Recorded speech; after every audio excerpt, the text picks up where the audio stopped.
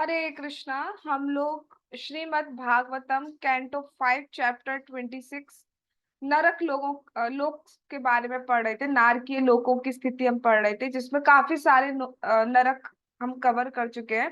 अब हम आगे के नरक देख रहे हैं कि और क्या क्या हम ऐसे पाप करते हैं कि जिनकी वजह से हमें इतने भयंकर नरक में डाला जाता है। यदि इस जीवन में उच्च वर्ग का मनुष्य, ब्राह्मण, क्षत्रिय और वैश्य कुत्ते, गधे तथा खच्चर पालता है और उन्हें जंगल में आखेट करने तथा वृथा ही पशुओं को मारने में अत्यधिक रुचि लेता है, तो मृत्यु के पश्चात वह प्राण रोध नामक नरक में डाला जाता है। वहां पर यमराज के दूत उसे लक्ष्य बनाकर अपने तीरों से भेद डालते हैं। पहले इसका परपॉट पढ़ेंगे, देन कुछ समझने का कोशिश करेंगे। विशेषकर पाश्चात्य देशों में सामंत लोग जंगल में पशुओं का शिकार करने के लिए कुत्ते तथा घोड़े पालते हैं, चाहे पूरब हो या पश्चिम। कलयुग में सामंतवादी व्यक्ति जंगल में जाकर वृथा ही पशु वध करते हैं। उच्च वर्ग के पुरुषों जैसे ब्राह्मण, क्षत्रिय, वैश्य को ब्रह्म ज्ञान का अनुशीलन करना चाहिए और शूद्रों को भी उस पद पर पहुंचने का अवसर देना चाहिए। यदि इसके बजाय वे आखेट में रत होते हैं तो वे दंडित होते हैं, जैसा कि श्लोक में वर्णित है। वे यमदूतों के द्वारा न केवल बाणों से विद्ध किए जाते हैं, वरन पीव, मूत्र तथा मल के सागर में रखे जाते हैं। यहाँ क्या बात बताई जा रही है कि जो लोग, जो ब्राह्मण, क्षत्रिय, वैश्य, गुणों के आधार पर बात की जा रही है, वो कुत्ते, गधे, खच्चर पालते हैं। और पालने का इंटेंशन क्या है कि वो उनको इतना स्ट्रॉन्ग कर लेंगे, फिर उनके थ्रू जंगल में जाकर शिकार आदि करेंगे। तो जो मतलब इन शॉर्ट ये बताया जा रहा है कि जो व्यर्थ ही दूसरे जीवों को, पशुओं को, पक्षियों को इनका वध करते हैं अपने शौक की वजह से। किसी को तो उसमें मतलब ये एक हॉबी होती है, शिकार करना एक हॉबी है। आ, कुछ इसलिए आखेट करते हैं, शिकार करते हैं कि उनको फिर मारकर खाएंगे। कुछ ऐसी शौक है कि हम अपनी शक्ति दिखाना चाहते हैं कि हम देखो कितना अच्छा तीर चलाते हैं। तो शौक की वजह से कुछ लोग व्यथा ही पशु वध करते हैं। तो जो लोग ऐसी प्रवृत्ति के होते हैं उनको प्राण रोध नामक नरक में डाला जाता है। और यमराज के दूत दूत जो होते हैं वो उन्हें तीरों से बेधते हैं। तीरों से क्यों बेधते हैं? क्योंकि जब शिकार किया जाता है तो शिकार जनरली ऐसे तीरों से मारकर ही किया जाता है। तो जैसा हम करते हैं वैसा ही हमारे पास आता है रिटर्न में। तो तीरों से आपने शिकार किया है, ऐसे यमराज के दूत हमें तीरों से बेध डालते हैं। ना सिर्फ तीरों से बेधते हैं, बल्कि हमें ऐसी जगह भी रखा जाता है जहाँ पे पीप, मूत्र और मल के सागर, इतनी घृणित जगह पे हमें रखा जाता है। But it is very astonishing कि कई बार हमें चीजें पता होती हैं कि ऐसा कर रहे हैं, तो हमारे पास काउंटर बैक आएगा, रिटर्न में आएगा, स्टिल हम वो कंटिन्यू करते रहते हैं। अब हम जैसे ये चैप्टर पढ़ रहे हैं तो हम बहुत सारी चीजें सीख रहे हैं कि ये हमें करनी है, ये हमें नहीं करनी है। अब पता होने के बाद भी अगर हम वो चीजें गलत जो है उसको रिपीट कर रहे हैं, स्टिल हम कंटिन्यू कर रहे हैं, तो फिर कौन हमें समझा सकता है? सब कुछ सामने होने के बाद भी अगर हम स्टिल वही कंटिन्यू कर रहे हैं तो कौन हमें समझा सकता है? जब पता नहीं था तो 1% हम भगवान से कह सकते थे कि हमें पता नहीं था। ठीक है, अब तो ये भी नहीं कह पाएंगे कि हमें पता नहीं था।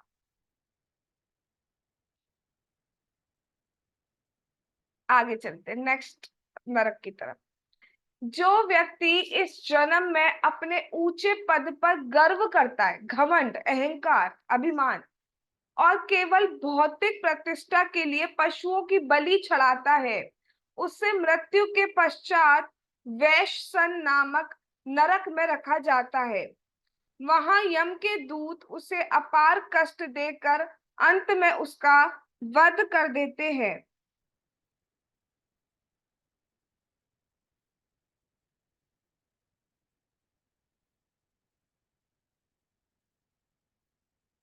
तात्पर्य: भगवत गीता 6.41 में भगवान कृष्ण कहते हैं, शुचि नाम श्रीमताम गेहे योग भ्रष्टो अभिजायते। योग भ्रष्ट पुरुष पुण्यात्माओं के लोकों में अनेक वर्षों तक सुख भोग कर सदाचारी ब्राह्मणों अथवा धनवानों के प्रतिष्ठित कुल में जन्म लेता है। ऐसा जन्म पाकर उसे चाहिए कि भक्ति योग को परिपूर्ण बनाए, किंतु कुसंग के कारण वह प्रायः भूल जाता है कि श्री भगवान ने ही उसे ये प्रतिष्ठित पद प्रदान किया है, और वह अनेक प्रकार के तथाकथित यज्ञ जैसे काली पूजा, दुर्गा पूजा करके इसका दुरुपयोग करता है और निरीह पशुओं की बलि चढ़ाता है। ऐसे पुरुष को किस प्रकार दंडित किया जाता है उसका वर्णन इस श्लोक में हुआ है। इस श्लोक का एक शब्द दंभ यज्ञेषु महत्वपूर्ण है।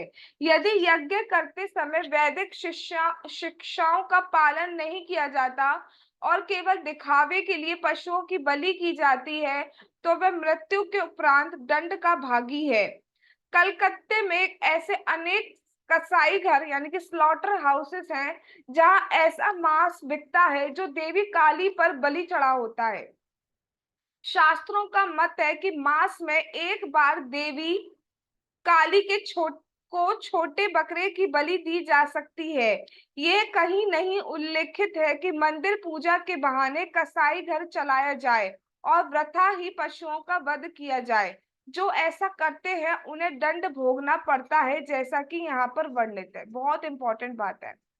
पहली चीज, बहुत सारी चीजें समझने की है श्लोक में। पहली चीज जो, जैसे भगवत गीता में भगवान ने कहा है कि अगर हम अच्छा कर्म करते हैं तो हमें स्वर्ग की प्राप्ति होती है, और स्वर्ग में जितने हमने अच्छे कर्म करे उतने टाइम तक हम स्वर्ग में रहते हैं। स्वर्ग इज नॉट इटर्नल, स्वर्ग एक परमानेंट जगह नहीं है। ठीक है।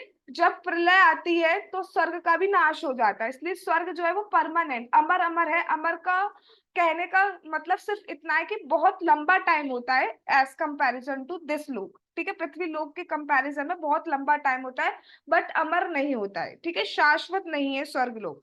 शाश्वत तो सिर्फ वैकुंठ है। ठीक है, स्पिरिचुअल वर्ल्ड जो है, वैकुंठ में बहुत सारे जितने भी हमारे वैकुंठ है सारे। ठीक है। लेकिन स्वर्ग लोक का क्या स्थिति है कि जैसे हम अगर अच्छे हम कर्म करते हैं तो हम स्वर्ग लोक में जाते हैं, और जितने टाइम तक हमने अच्छे कर्म करे हैं, पुण्य कलेक्ट किए हैं, उतने टाइम तक हम स्वर्ग में रहते हैं। ऐसा कहा जाता है जब हम स्वर्ग में जाते हैं तो वहां हमको एक फूलों की माला पहनाई जाती है। ठीक है। और जैसे जैसे वो फूलों की माला जब पूरी मुरझा जाएंगे फूल, तो दैट मीन्स हमारा नरक से सॉरी स्वर्ग से गिरने का टाइम आ गया। इतनी जल्दी नहीं मुरझाते वो फूल, यहाँ के फूल तो एक दो दिन में मुरझा जाएंगे। वो बहुत लंबे टाइम तक चलते हैं, बट तब तक चलते हैं जब तक हमारी वहां पे रहने का टाइम है, तब तक वो बिल्कुल सही रहेंगे। बट जैसे जैसे जैसे जैसे हमारे पुण्य खत्म होते जा रहे हैं, वो माला जो है वो सिकुड़ना स्टार्ट हो जाएगी, मतलब खराब होना स्टार्ट हो जाएगी, और एक दिन पूरी खराब होके गिर जाती है। उसी टाइम हमें स्वर्ग से फेंक दिया जाता है यहाँ पर। फेंक देन द सेंस यहाँ भेज दिया जाता है। ठीक है। फिर यहाँ पर अगर हमने अच्छे कर्म करे हैं, तो हमें अच्छे घर में जन्म मिलता है। अच्छे घर में जैसे हमें ऊंचे कुल में जन्म मिल सकता है, ब्राह्मण कुल में, बुद्धि की मैं गुण गुण के वाइज बात कर रही हूँ, गुणों के हिसाब से बुद्धि धनवान घर में जन्म मिल सकता है। और वो क्यों मिलता है? जिससे हमें आगे हम अपनी भक्ति करें और अच्छे से पार हो जाए। क्योंकि जनरली ऐसा देखा जाता है, अगर हम भक्तों के घर में, खैर भक्ति अलग, घर भक्ति को मैं इंक्लूड नहीं कर रही हूँ, अगर हम धनवान घर में जन्म लेंगे तो क्या होता है, भक्ति करना थोड़ा इजी हो जाता है। ऐसा कहते हैं, क्यों? क्योंकि आप सर्विंग अच्छे से कर सकते हो। वरना क्या होगा, ऑल दो ऐसा, एक तरफ ये भी बात है कि अगर जब हमारे पास दुख आता है, तो दुख में जो भगवान को पुकार होती है वो अलग होती है, वो पुकार सुख में नहीं हो सकती है। बट बात यहाँ पे ये की जा रही है कि जब हमारे पास धन का मतलब ये है कि खाने पीने की भी दिक्कत नहीं है, तो हम भजन आराम से कर पाते हैं। अगर हम उस लेवल तक नहीं होते, अगर हम शुद्ध भक्त के स्तर पर पहुंच गए, शुद्ध भक्त के लेवल पर पहुंच गए, फिर तो धन वन मैटर ही नहीं करता ना, वो तो फिर शरीर लेवल से ऊपर उठ चुके हैं। बट हम जैसे लोगों के लिए क्या है कि अगर इतना है कि हम अपना अच्छा खा पी पा रहे हैं, शरीर स्वस्थ है हमारा, तो हम भक्ति कर सकते हैं। तो यहाँ पे क्या कह रहे हैं शिला प्रभुपाद जी, कि जब हम अच्छे घर में जन्म ले लेते हैं तो उसका एडवांटेज हमें उठाना चाहिए, उसका प्रॉपर यूटिलाइजेशन करना चाहिए कि हम भक्ति में आगे बढ़े और जन्म मृत्यु के चक्कर से छूट जाएं। बट हम लोग क्या करते हैं, हम भूल जाते हैं, हम खराब एसोसिएशन की वजह से हम ये सब चीजें भूल जाते हैं और हम व्यथा ही गर्व करने लगते हैं। हम क्या गर्व करने लगते हैं, ये मेरा पैसा है, ये मेरे बच्चे हैं, मैं देखो कितना ऊंचा हूँ, मेरे पास कितनी शक्ति है। और जब जैसे हमारे पास गर्व आता है वैसे ही हमारा पतन, फॉल डाउन स्टार्ट हो जाता है। भगवान सब कुछ सहते हैं, लेकिन जब गर्व करता है ये भगवान को बिल्कुल ही पसंद नहीं आती कोई भी चीज।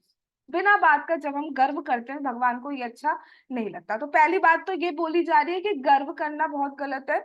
दूसरी बात ये बोली जा रही है कि पूजा के नाम पर जो बलि चढ़ाता है वो भी पाप का भागी है, उसको भी अत्यंत भयानक वैश्य सन नामक नरक में रखा जाता है। कलकत्ता में बहुत देखा जाता है, देवी काली की पूजा उधर बहुत होती है, और उनकी देवी की पूजा के नाम पर वहां पे स्लॉटर हाउसेस चल रहे हैं, वहां कसाई घर चल रहे हैं, बकरों को उनको काटा जा रहा है और देवी का प्रसाद कर करके बेचा जा रहा है। So that is very wrong. आप देवी के नाम पर, हाँ अगर आपको देवी की पूजा कर रहे हो, प्रॉपर विधि से पूजा करो, प्रणाम करो। देवी जो है वैष्णवी भी है। श्री हरिदास ठाकुर जी से जब वो मिलने आई थी तो वहां भी दीक्षा हुई थी उनकी एक तरीके से, राइट। तो उनको भगवान का भक्त मानते हुए और देवी की पूजा करो, इट्स ओके। बट ये सब करना कि पशुओं की बलि चढ़ाना उनपे, ये कहीं भी शास्त्र उचित नहीं है। शास्त्रों में कहीं भी ऐसा नहीं बताया गया है कि देवी को उस तरीके से प्रसन्न किया जा सकता है। कौन कौन प्रसन्न होगा कि उनपे पशुओं को चढ़ाया जाए? कोई प्रसन्न नहीं होगा। ठीक है। तो सिर्फ अपने टंग को सेटिस्फाई करने के लिए, अपने सेंस ग्रेटिफिकेशन के लिए भगवान के नाम पर यानी कि देवी के नाम पर वो लोग बलि चढ़ा रहे हैं, और ऐसे लोग बचते नहीं है, उनको फिर नरक में रखा जाता है। नेक्स्ट। यदि कोई मूर्ख द्विज ब्राह्मण क्षत्रिय तथा वैश्य भोग इच्छा से अपनी पत्नी को अपने वश में रखने के लिए उसे अपना वीर्य पीने को बाध्य करता है, तो मृत्यु के पश्चात उसे लाला भक्ष नरक में रखा जाता है। वहां उसे वीर्य की नदी में डालकर वीर्य पीने को विवश किया जाता है। तात्पर्य, अपना वीर्य पत्नी को पीने के लिए बाध्य करना इंद्रजाल है, जिसे अत्यंत कामी पुरुष अपनाते हैं। उनका कहना है कि ऐसा घृणित कार्य करने से पत्नी सदैव आज्ञाकारी बनी रहती है। सामान्यतः निम्न वर्ग के पुरुष ही ऐसा करते हैं, किंतु यदि उच्च वर्ग में जन्मा व्यक्ति ऐसा करता है तो उसे मृत्यु के पश्चात लाला भक्ष नरक में ले जाया जाता है, जहां शुक्र नदी में डुबाकर उसे वीर्य पीने को बाध्य किया जाता है। ठीक है। तो जो इस तरीके से काम इच्छा से पूर्ण है, बहुत ही घृणित कार्य है ये। हम सभी समझ रहे हैं कि क्या बात हो रही है, बहुत ही घृणित कार्य, राइट। चलिए आगे चलते हैं। तो यस, इस जगत में कुछ लोगों का व्यवसाय ही लूटपाट करना है, जो दूसरों के घरों में आग लगाते हैं अथवा उन्हें विष देते हैं।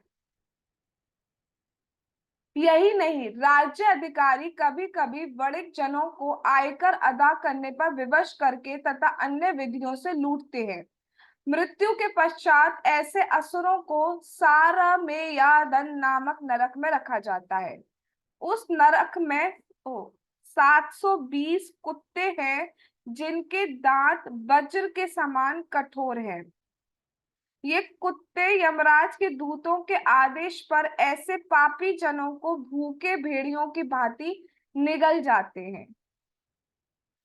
तात्पर्य, श्रीमद् भागवत के 12वें स्कंद में कहा गया है कि इस कलिकाल में प्रत्येक व्यक्ति 3 प्रकार की विपत्तियों से पीड़ित रहेगा। देखो ये भविष्यवाणी कर दी गई थी बहुत पहले ही, कि जैसे कलयुग आएगा तो 3 प्रकार की विपत्तियों का सामना करना पड़ेगा। और हम देखते हैं कि हम सभी ये फेस कर रहे हैं। वर्षा का अभाव, दुर्भिक्ष, और राज्य द्वारा अधिक कर वसूली, ज्यादा से ज्यादा टैक्स लेना, पहले से भविष्यवाणी कर दी गई है। चूंकि मनुष्य अधिकाधिक पापी होते जा रहे हैं, इसलिए वर्षा का अभाव होगा, जिससे अन्न नहीं उपजेगा। ठीक है, क्योंकि ये हम पढ़ते थे कि जब राज्य बहुत अच्छे से किया जाता है, जैसे जब भगवान राम जी का राज्य था, जब युधिष्ठिर महाराज जी का राज्य था, तो सब कुछ अच्छा रहता था। सही टाइम पे बारिश होती थी, सही टाइम सही हवा चलना, सही सीजन्स रहना, सही क्लाइमेट रहना, ये रहता था। फल फूल पेड़ सब खिले हुए रहते थे। इवन अगर सीजन का फल भी नहीं है तो अभी वो पेड़ पर आ जाता था, इतना अच्छा रहता था वो राज्य, इतना बढ़िया राज्य होता था। बट जैसे जैसे हम पापी होते जा रहे हैं, पेड़ों को काट रहे हैं और पशुओं पर व्यथाई हत्या कर रहे हैं, और क्या क्या चीजें हम कर रहे हैं, क्या बात की जाए, उससे झूठ बोलना है, उससे क्या होता जा रहा है, जितने ज्यादा पापी हम होते जा रहे हैं, अपने अपने को और चाहने के लिए, अपने सेंस ग्रेटिफिकेशन के लिए, मैं मेरा, मैं मेरा, इसकी भावना बढ़ती जा रही है। मैं, मेरा देश, मेरा घर, मेरा परिवार, ये सारी भावनाएं भरने के चक्कर में क्या हो रहा है, वर्षा का अभाव होता जा रहा है। और जब वर्षा कम होगी तो क्या होगा, अन्न नहीं आएगा। ठीक है, फसल किससे आती है, क्रॉप्स, एग्रीकल्चर पूरा उस पे, बारिश पे डिपेंड रहता है। तो क्या होगा, अन्न उतना नहीं आएगा, और जब अन्न नहीं आएगा तो भूखमरी फैलेगी, यानी कि दुर्भिक्ष के कारण उत्पन्न लोगों को कम कष्ट करने के बहाने भूखमरी है, तो हम, आप सरकार क्या कहते हैं, हम आपकी सहायता करेंगे, और उस बहाने वो क्या करते हैं, ज्यादा टैक्स लेने लगते हैं। ठीक है, तो यही तीन चीजें बोली, और आज समाज में हम देख सकते हैं यही ही हो रहा है या नहीं हो रहा है। यस। इस श्लोक में कहा गया है कि ऐसी सरकार के अधिकारी दस्यु अथवा चोर होते हैं।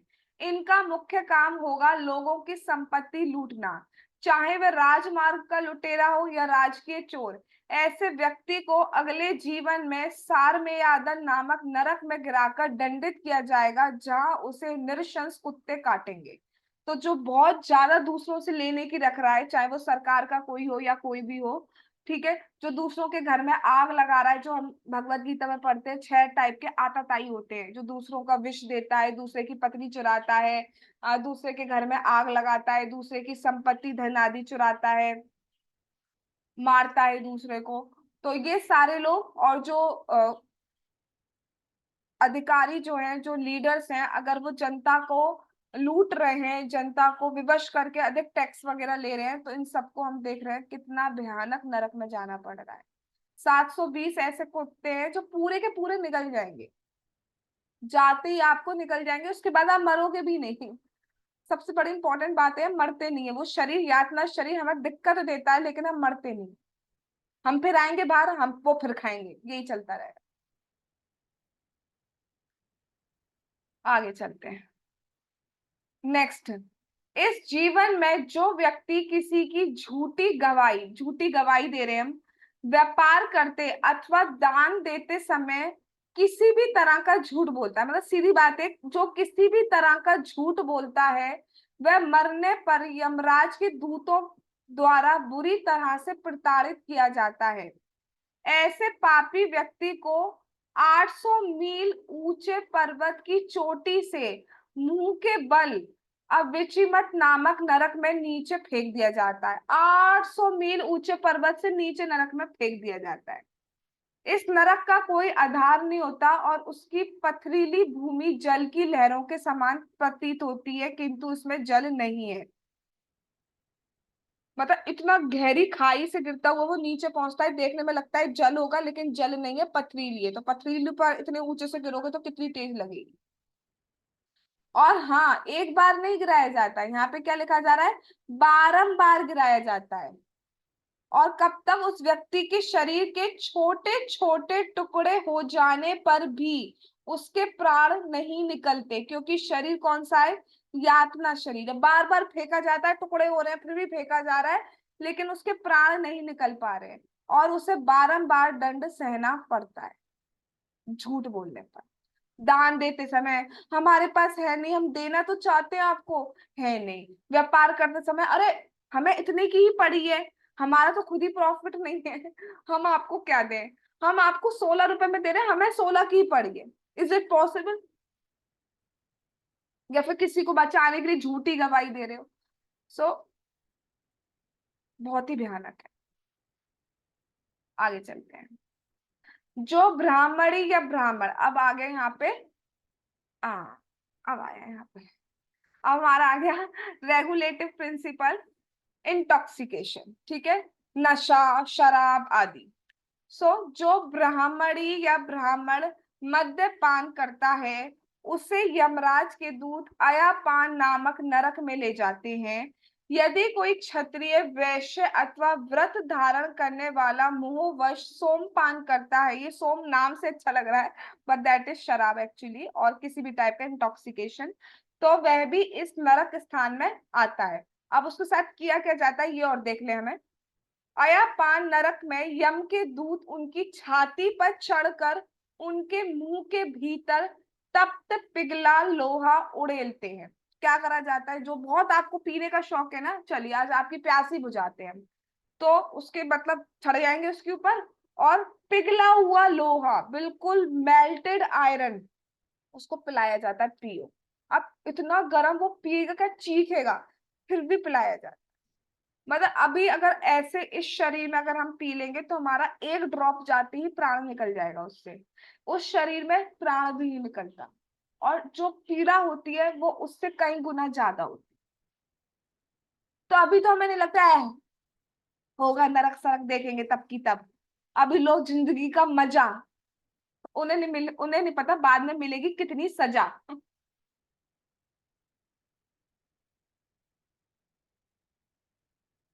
तात्पर्य, मनुष्य को केवल नाम का ही ब्राह्मण नहीं होना चाहिए। हाँ, आजकल समाज में बहुत देखा जा रहा है नाम के ब्राह्मण है, हम ब्राह्मण फैमिली में हुए हैं, हम dash dash dash dash surname है हमारे, तो हम ब्राह्मण हो गए। क्या आपके कार्य ब्राह्मण वाले हैं, क्या आपके गुण ब्राह्मण वाले हैं, तो ही आप ब्राह्मण हैं वास्तव में। अगर ब्राह्मण होकर अगर आप शराब पी रहे हो, ब्राह्मण होकर आप जुआ खेल रहे हो, ब्राह्मण होकर आप अवैध संग संबंध बना रहे हो, ब्राह्मण होकर आप ड्रिंक आदि ये सारी चीजें कर रहे हो, मीट ईटिंग कर रहे हो, तो किस बात के ब्राह्मण है।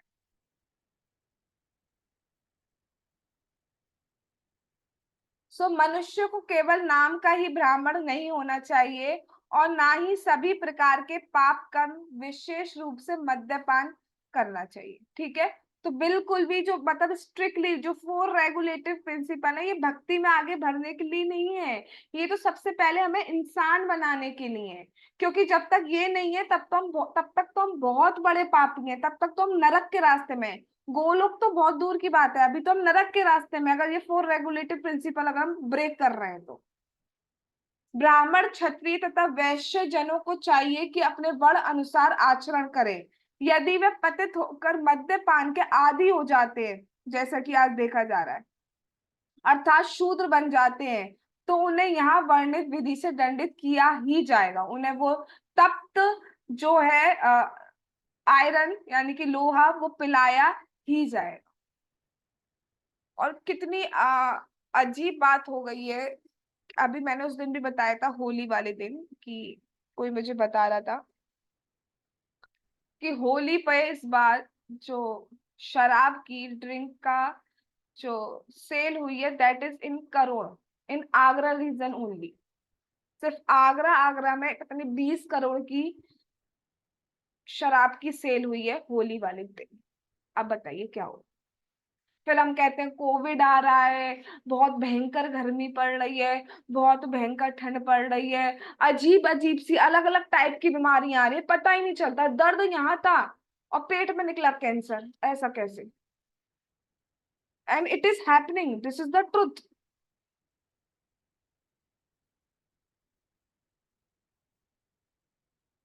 कहाँ है तुम्हारा भगवान, क्यों गरीबों की मदद नहीं करता, क्यों लाचारों की मदद नहीं करता, पहले एक बार देख लीजिए ना कर क्या रहे हैं हम।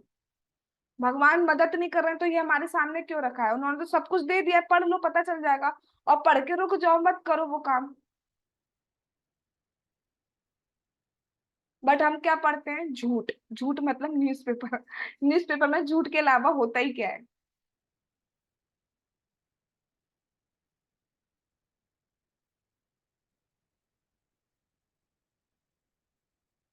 चलिए आगे चलते हैं। जो निम्न जाति में उत्पन्न होकर घृणित होते हुए भी इस जीवन में ये सोचकर झूठा गर्व करता है कि मैं महान हूं और उच्च जन तप शिक्षा आचार जाति अथवा आश्रम में अपने से बड़ों का उचित आदर नहीं करता है, वह इसी जीवन में मृत तुल्य है और मृत्यु के पश्चात छार करदम नरक के सिर के बल नीचे गिराया जाता है। वहां उसे यमदूतों के हाथों से अत्यंत कठिन यातनाएं सहनी पड़ती हैं। तात्पर्य पढ़ते पहले, मनुष्य को चाहिए कि वह झूठा गर्व ना करे। उसे चाहिए कि जन शिक्षा आचरण जाति अथवा आश्रम में अपने से उच्चतर व्यक्ति के प्रति आदर भाव दिखाए।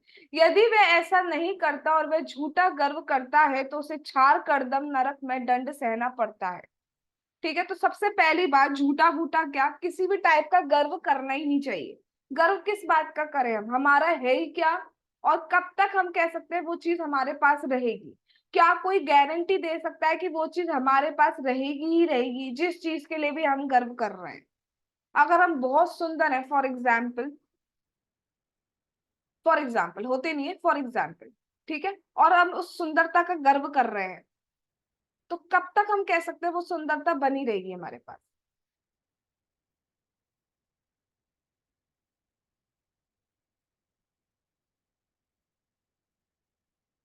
Time is decaying everything except your bhakti. सारी चीजें डिके हो रही हैं, क्षय हो रही हैं, सिर्फ भक्ति जो है वो बढ़ रही है। भक्ति टाइम के साथ बढ़ रही है अगर हम डेली फॉलो कर रहे हैं तो। बाकी चीजें तो सब डिके हो रही है। हम देख सकते हैं, अगर हम अपना जीवन सोचे 5 साल पहले, तो कितनी चीजों में चेंज आ गया होगा। ठीक है, चलो ब्यूटी की बात हो गई। अगर हम बात करते हैं, बहुत पैसे की बात करते हैं, पैसों का गर्व बहुत होता है, बहुत पैसा है, ठीक है, कब तक कह सकते हैं पैसा है हमारे पास। एक दिन वो पैसा जाना है, या तो पैसा आपको छोड़ के चला जाएगा या हम पैसे को छोड़ के चले जाएंगे। तो किस बात का गर्व कर रहे हैं। और जब ऐसा देखा जाता है, बीमारी आती है तो ठीक है, हेल्प करता है पैसा, लेकिन बचा नहीं सकता। अगर जिसका टाइम आ गया जाने का, तो कितना भी पैसा लगा लो, लेकिन वो पैसा नहीं बचा पाए। शिक्षा का बहुत गर्व होता है, मैं देखो पीएचडी हूँ, मैं पीएचडी की डबल पीएचडी हूँ, ट्रिपल पीएचडी हूँ, पता नहीं क्या क्या हूँ। कब तक। किसको याद है 7th क्लास में इंग्लिश में कितने मार्क्स आए थे। हो सकता है उसके लिए पिटे हो, डांट खाई हो बहुत। मम्मी से पूछो मम्मी के कितने आए थे, मम्मी को याद है शायद। कितनों को पता है इनकी मम्मी ने क्या क्या किया है, क्या क्या किया इन द सेंस कहाँ तक पढ़े हैं। अब इसका मतलब ये नहीं है पढ़ना नहीं है ये कहा गया था पढ़ना नहीं है, नहीं, ये नहीं क्या कहा जा रहा है, यहाँ कहा जा रहा है गर्व नहीं करना है। ठीक है, अच्छा। और और शक्ति का बहुत शक्ति है। एक थे जो वो आती थी ना, WWE, ई ई होती है शायद, राइट, हाँ। तो उसमें एक थे जो लड़ते थे फाइटर्स, और उस कुछ टाइम बाद, मतलब बहुत ही मतलब अच्छे होंगे वो रैंक वाइज, लेकिन at the time of death, ना डेथ भी नहीं बोलना चाहिए, मतलब जब ओल्ड एज आया तो स्थिति ये थी कि वो एक गिलास भरा हुआ भी अपने हाथ से नहीं उठा पा रहे। हाथ उनके ऐसे ऐसे ऐसे ऐसे शेक कर रहे। तो कुछ नहीं कहा जा सकता। किस बात का घमंड कर सकते हैं। ना हम अपनी सुंदरता का घमंड कर सकते हैं, कभी भी छिन सकती है। ना हम अपनी शिक्षा का घमंड कर सकते हैं, कभी भी याददाश्त भी जा सकती है। ना हम अपनी शक्ति का घमंड कर सकते हैं, कभी भी छीड़ हो सकती है। और ज्ञान की बात करें तो हमें तो कल का ही याद नहीं रहता, 3 दिन पहले क्या खाया था डिनर में। कौन एकदम से आंसर दे सकता है कुछ time we have to think, right. किस बात का क्या। और अगर मैं बात करूं साइंस की थ्योरीज की, तो एक साइंटिस्ट आता है जो पुरानी वाली थ्योरी होता है उसमें क्रिटिसिज्म निकालता है, अपनी नई थ्योरी लॉन्च कर देता है। फिर नया साइंटिस्ट आता है, वो उसकी थ्योरी हटाता है, थ्योरी बना देता है। सही ज्ञान तो वास्तव में आध्यात्मिक स्पिरिचुअल नॉलेज जो कभी चेंज नहीं होती।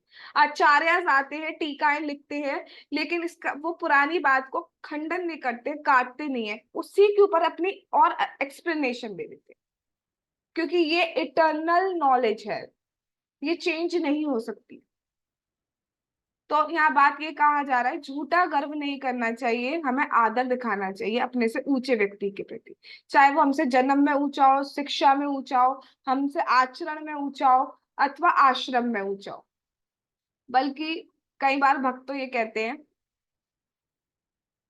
हमें सबका आदर करना चाहिए, अपने से बराबर का, अपने से छोटों का, अपने से बड़ों का, सबका आदर करना चाहिए।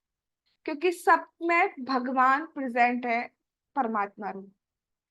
एक बार एक भक्त बता रहे थे, उनका किसी भक्त से थोड़ा सा झगड़ा हुआ होगा, तो उन्होंने महाराज जी से पूछा कि महाराज जी, क्या मुझे उससे नमस्कार, क्या मुझसे मुझे उससे हरे कृष्णा कहना चाहिए? तो महाराज जी ने कहा, हाँ हाँ, आप तो भगवान से थोड़ी ना करते नमस्कार, आपको उनके अंदर वाले भगवान से भी लड़ाई हुई है ना आपकी। नहीं, सबसे करना चाहिए। लड़ाई झगड़ा तो चलता रहता है भैया, घर पे भी भाई बहन से कभी चैचे चैचे हो गई, तो इसका मतलब ये थोड़ी ना है कि तलवार उठा लेते हैं हम। तो बाहर वाले के लिए तलवार क्यों उठा ले रहे हैं? और हो सकता है पिछले जन्म में वो खुद ही आपका भाई था, जिससे जिससे आप आज लड़ रहे हैं। तब तो उसके लिए आप लड़ रहे थे, आज आप उससे ही लड़ रहे हैं। कितनी बेवकूफी की बात है। सबके लिए आदर दिखाना चाहिए। भगवान को सिंप्लिसिटी, हम्बलनेस ये बहुत पसंद है। सीधे सिंपल लोग भगवान को बहुत पसंद है। छल कपट ये सब भगवान को पसंद नहीं, क्योंकि भगवान तो अंदर से सब जान रहे हैं ना। हम ऊपर से कुछ भी शो ऑफ कर रहे हो कि हम कितना अच्छे हैं, लेकिन भगवान तो अंदर से सब कुछ देख रहे हैं ना। उन्हें सिंपल सिंप्लिसिटी बहुत पसंद है। और क्यों झूठ बोलना, क्यों गर्व करना, अपने को ही दिक्कत देना है? कभी भी इन सब से आप देखो, शांति कभी नहीं मिलती है। शांति हमेशा सच बोलने में, सीधा सीधा जीवन जीने में ही सबसे ज्यादा शांति मिलती है। शांति की बात करूं मैं अगर, तो शांति नहीं मिल सकती गर्व दिखाने में। अगर हम दिखाएंगे ना, तो हमारे पास क्या हो जाएगा अब, क्योंकि हमेशा लाइफ के किसी भी मोड़ पर जब हम जाएंगे, हमें अपने से ऊंचा कोई ना कोई दिख जाएगा। ऊंचा सुंदर, हमें आपसे हमसे ज्यादा कोई सुंदर दिख जाएगा, हमसे ज्यादा कोई पढ़ा लिखा हो जाएगा, हमसे ज्यादा अच्छा बिहेव किसी का होगा। बहुत सारी चीजें। फिर हमें क्या होगा कि हम इसको बीट करके आगे बढ़े, इसको कॉम्पीट करके आगे बढ़े। और जब हमारे अंदर आगे बढ़ना, ये कंपटीशन वाली आती है, तो हमारी शांति गई। फिर तो शांति गई। तो शांति नहीं आ सकती। शांति आएगी हमेशा सच्चा सीधा सिंपल जीवन जीने में, नहीं तो शांति नहीं आ सकती। इसलिए आज के टाइम पर शांति मिसिंग है लोगों की लाइफ से। क्यों डिप्रेशन बढ़ता जा रहा है, क्यों स्ट्रेस बढ़ता जा रहा है? लोग कर क्या रहे हैं? उसको देख कहां से कहां पहुंच गया, उसको देख कहां से कहां पहुंच गई। और क्या हो रहा है? और क्यों इतना ज्यादा डिप्रेशन, क्यों डिप्रेशन बढ़ता जा रहा है डे बाय डे? जितने भी सोशल मीडिया, हमने ये अचीव कर लिया, हम इस पार्टी में गए, हम यहाँ पे घूमने गए, हम वहां पे घूमने गए। हो सकता है घूमने गए हो बीवी बच्चे सब, और वहां पे लड़ रहे हो, लेकिन फोटो में डाल दिया हैप्पी फैमिली। अब दूसरों को लग रहा है, दूसरे के घर वाले कह रहे हैं, और देखो, तुम तो हमें कहीं नहीं ले जाते, इनको देखो कहाँ कहाँ घूम रहे हैं। और ये नहीं पता वहां पे जाके लड़ रहे हैं। बस डिप्रेशन, किसी के थोड़े नंबर आ गए, अचीव्ड दिस। अब ये नहीं पता क्या अचीव करा, कैसे अचीव करा, उसके दिन रात की मेहनत थी, वो सब नहीं दिखेगा। हो सकता है 2 बार में अचीव किया, 2 बार फेल हुआ हो, फिर अचीव किया हो, बट नहीं। तो इसलिए डिप्रेशन और ये सब बढ़ता जा रहा है, शांति तो बिल्कुल जाती आ रही है। इसलिए आज के टाइम पर लोग, नींद नहीं आती, मेरे पास तो इतनी कंप्लेन आती है, मैं नींद नहीं आ रही, मुझे तो ये समझ में नहीं आता नींद क्यों नहीं आ रही। यहाँ तो नींद नहीं जा रही, वहां पे लोग कहते हैं नींद नहीं आ रही। Right, चलिए आगे चलते हैं। इस संसार में ऐसे भी पुरुष तथा स्त्रियां हैं जो भैरव या भद्रकाली को नर बलि चढ़ाकर अपने द्वारा बलि किए गए शिकार का मांस खाते हैं। कितना खराब है मांस खाना। ऐसे यज्ञ करने वालों को मृत्यु के पश्चात यमलोक में ले जाया जाता है, जहां उनके शिकार मारे गए व्यक्ति राक्षस का रूप धारण करके अपनी तेज तलवारों से उनके टुकड़े टुकड़े कर डालते हैं। जिस प्रकार इस लोक में नर भक्षकों ने नाचते गाते हुए अपने शिकार का रक्तपान किया था, उसी तरह उनके शिकार अब अपने वध करने वालों का रक्तपान करके आनंदित होते हैं। जिसको भी हम परेशान कर रहे हैं, लाइक मांस खा रहे हैं, पशु हो या नर हो, होता क्या है, वो ही इंसान राक्षस बन के या वो बन के हमें खाता है उसी तरीके से। तो यहाँ पे क्या बोला जा रहा है, भैरव जी के नाम पे, भद्रकाली के नाम पे नर बलि चढ़ाते हैं, इंसानों की बलि चढ़ाते हैं। ठीक है, उनका खून पीते हैं, भगवान जाने क्या क्या करते हैं। ठीक है, तो ऐसे उनका क्या होता है, उनको नरक लोक में ले जाया जाता है, और जिनका शिकार किया था वो लोग अब उसका शिकार करते हैं। हम में से कोई ऐसा ना कर रहा है ना करेगा, ये बात पक्की। लेकिन एक बात तो है, भगवान कृष्ण की पूजा करता हुआ कोई ऐसा कभी नहीं दिखेगा।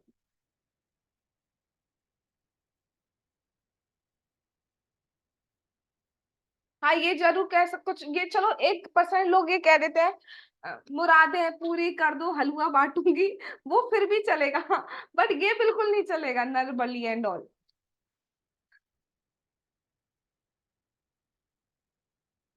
हाँ, अब ये देखते हैं। इस जीवन में कुछ व्यक्ति गांव या वन में रक्षा के लिए आए हुए पशुओं तथा पक्षियों को शरण देते हैं, और उन्हें अपनी सुरक्षा का विश्वास हो जाने के बाद उन्हें बर्छे या डोरे में फांस कर घोर पीड़ा पहुंचाकर उनसे खिलौने जैसा खेलते हैं। ऐसे व्यक्ति मृत्यु के पश्चात यमराज के दूतों द्वारा शूल प्रोत नामक नरक में ले जाए जाते हैं, जहां उनके शरीरों को तीक्ष्ण नुकीले भालों से छेदा जाता है। वे भूख तथा प्यास से तड़पते रहते हैं, और उनके शरीर को गीध तथा बगुले जैसे तीक्ष्ण चोंच वाले पक्षी चारों ओर से नोचते हैं। इस प्रकार से यातना पाकर उन्हें पूर्व जन्म में किए गए पापों का स्मरण होता है।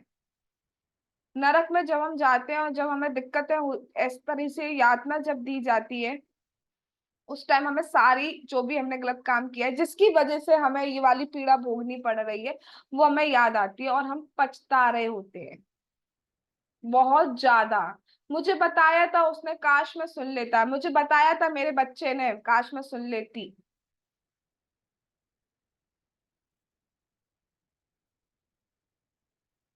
किसी को भी किसी भी तरीके की पीड़ा हम देंगे, चाहे वो चींटी हो या वो इंसान हो, कोई भी हो, उसका काउंटर बैक, उसका रिटर्न हमारे पास आएगा ही आएगा, आएगा ही आएगा। क्योंकि वो भी एक जीवात्मा है, वो भी हमारी तरह ही है, बस उसका शरीर अलग है। सपोज कोई फैमिली है, ठीक है, उस फैमिली में 3 बच्चे हैं। एक बच्चा बिल्कुल फिट, दूसरा थोड़ा मेंटली रिटार्डेड है, और तीसरा थोड़ा हैंडीकैप, फिजिकली हैंडीकैप्ड है। तो किस माता पिता को अच्छा लगेगा कि जो पहला वाला बच्चा है वो दूसरे और तीसरे बच्चों को खा जाए, कह दे तू तो बेकार का है, काम का तो तू है नहीं, चल तुझे खा ही लेते हैं। किस माता पिता को अच्छा लगेगा? Obviously no. तो यही हम कर रहे हैं, अगर हम अपने से छोटे यानी कि बकरे को और जिसका भी मांस खाया जा रहा है, वध कर रहे हैं, उन्हें खा रहे हैं, तो एक तरीके से हम यही तो कर रहे हैं कि तुम भैया किसी काम के नहीं हो, तो चलो हमारी जीभ पे आ जाओ। उनको बांधते हैं, कितना दर्द होता है उन्हें, हमें कोई बांधे जंजीरों से। अगर 1 घंटा क्लास में एक्स्ट्रा बैठने को बोल दिया जाता है तो ही हम लोग ऐसे पागल से जाते हैं, ये क्या हो गया भैया हमारे साथ। वहां तो जंजीरों से बांध दिया जा रहा है, तो सोचो क्या होता होगा।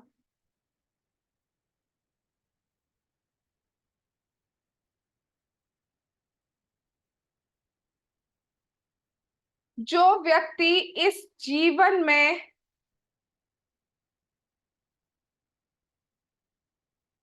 ईर्ष्यालु सर्पों के समान क्रोधी स्वभाव वाले अन्य जीवों को पीड़ा पहुंचाते हैं, वे मृत्यु के पश्चात दंडशूक नामक नरक में गिरते हैं। हे राजन, इस नरक में 5 या 7 फड़ वाले सर्प हैं, जो इन पापात्माओं को उसी प्रकार खा जाते हैं जिस प्रकार चूहों को सर्प खाते हैं।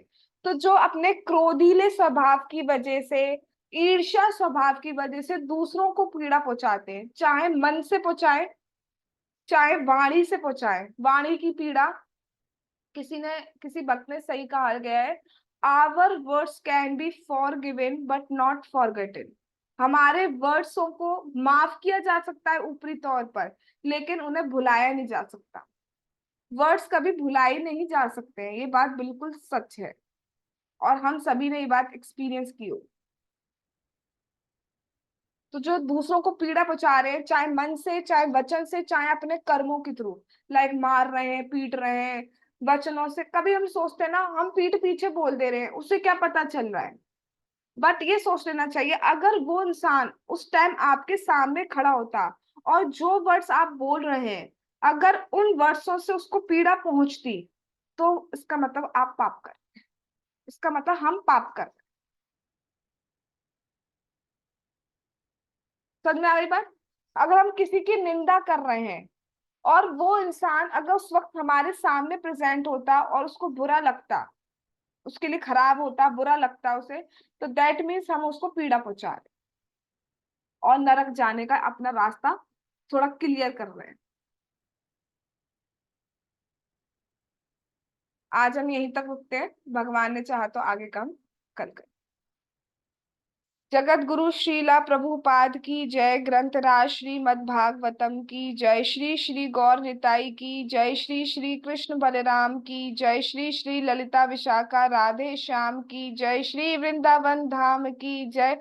हरे कृष्ण महामंत्र की जय। निताई गौर प्रेमानंदे हरि हरि बोल। हरे कृष्ण कृष्ण कृष्ण हरे हरे, हरे राम राम राम हरे हरे। वाञ्छाकल्पतरुभ्यश्च कृपा सिन्धुभ्येव च पतितानां पावनेभ्यो वैष्णवेभ्यो नमो नमः। All glories to assembled devotees. Hare Krishna.